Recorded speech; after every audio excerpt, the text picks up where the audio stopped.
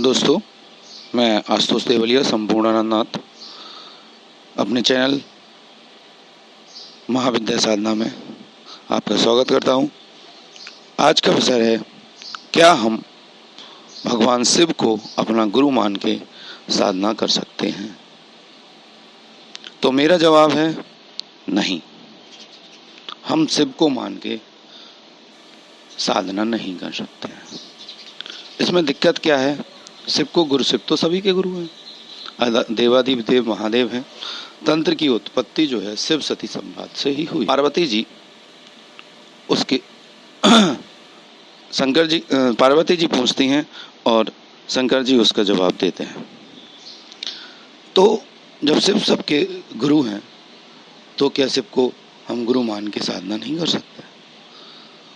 तो हम शिव को गुरु मान के साधना नहीं कर सकते। क्यों नहीं कर सकते हैं? क्योंकि हमने तो शिव को गुरु मान लिया। क्या शिव ने हमें अपना शिष्य माना? नहीं, शिव ने हमें शिष्य नहीं माना। तो शक्तियां इस चीज को स्वीकार नहीं करती हैं। जब आप इसी तरह से किसी पुस्तक में से मंत्र उठाकर, कहीं यूट्यूब से मंत्र उठाकर, कहीं गूगल से मंत्र खोजकर अपने आप मंत्र करते हैं, तो शक्तियां उस मंत्र का जो फल है उसका क्षरण कर देती हैं, उस फल को ले लेती हैं। और सांख्यायन तंत्र में तो काफ़ी कुछ लिखा हुआ है कि पुस्तकें मंत्र नहीं करना चाहिए। अब शिव को गुरु मानने की सिस्टम क्यों शुरू हुआ? शिव को गुरु मानने का सिस्टम इसलिए शुरू हुआ क्योंकि लोगों ने देखा कि योग गुरु का अभाव है और जो लोग जानते हैं वो बताना नहीं चाहते हैं और बहुत सारे लोग फ्रॉड हैं।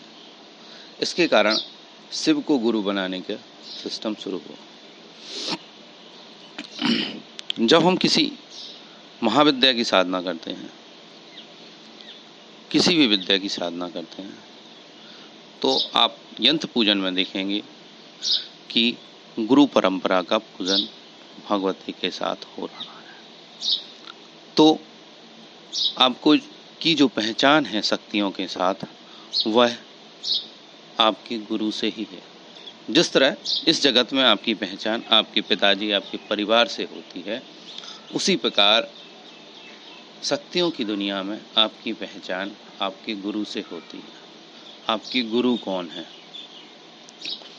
तो आपको पहचाना उसी गुरु से जाता है। जो गुरु आपको मंत्र दे रहा है, जिस गुरु ने आपको वो विद्या प्रदान की है, उस विद्या के गुरु एक परंपरा से आते हैं जो शिव से शुरू हुई है।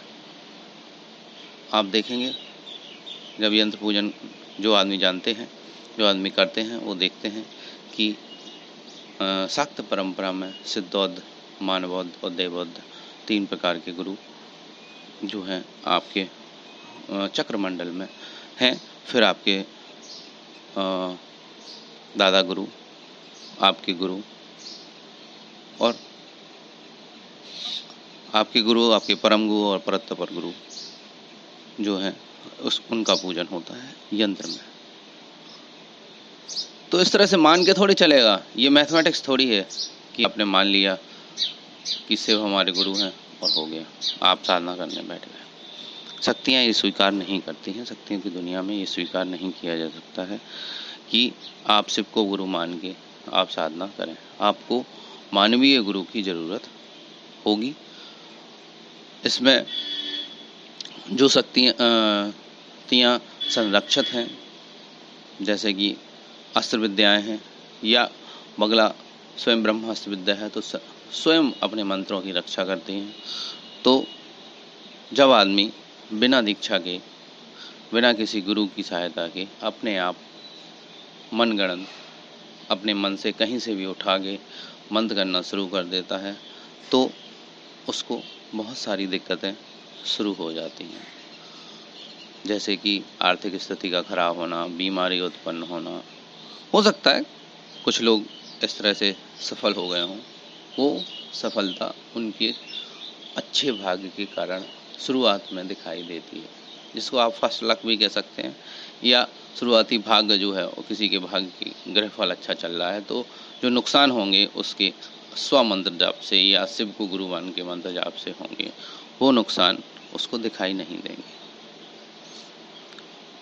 क्योंकि जैसे आपकी 1 लाख की कमाई हो रही हो, 4-5 हज़ार आपके खो जाएं तो आपको उतना फ़र्क नहीं पड़ता है। उसी तरह से जब भाग्य अच्छा होता है तो आपको ये चीज़ समझ में नहीं आती। लेकिन जब ग्रह परिस्थितियाँ चेंज होंगी तब वही मंत्र आपके काम नहीं करेंगे जो मंत्र आपने बिना गुरु की सहायता के कर रखे हैं, और फिर आपको जो उसका दंड है वो ज़्यादा मात्रा में दिखाई देगा और मिलेगा। इसलिए कभी भी अपने मन से शिव को गुरु बना के साधना नहीं करनी चाहिए। दूसरी बात, आप की साधना में बहुत सारी दिक्कतें आती हैं, आपकी बहुत सारी जिज्ञासाएं होती हैं। वो जिज्ञासाएं कौन जवाब देगा? शिव जी जवाब देंगे। हाँ, शिव जी अगर जवाब देने लगे तो शिव आपके गुरु हो सकते हैं। अगर आपने यहाँ से क्वेश्चन पूछा और शिव जी ने वहाँ से जवाब भेज दिया और आपने रिसीव भी कर लिया तो फिर कोई दिक्कत नहीं है, क्योंकि शिव ने आपको से स्वीकार कर लिया है और वो आप उस कम्युनिकेशन को भी समझ पा रहे हैं जो वहाँ से आ रहा है। लेकिन अगर आपको जवाब नहीं मिल रहा है तो आपको कोई जीवित गुरु बनाना चाहिए। जीवित गुरु ही, मानवीय गुरु ही आपको इस मार्ग में सहायता कर सकते हैं। बिना गुरु दीक्षा के केवल नाम जप की ही आज्ञा है, प्राण श्रवण की ही आज्ञा है। आप नाम जप कर सकते हैं, भगवती का सतनाम कर सकते हैं, भगवती का नाम लेके कोई भी काली काली, बगला बगला, पीताम्बरा पीताम्बरा या उनका सतनाम आप जाप कर सकते हैं बिना दीक्षा के।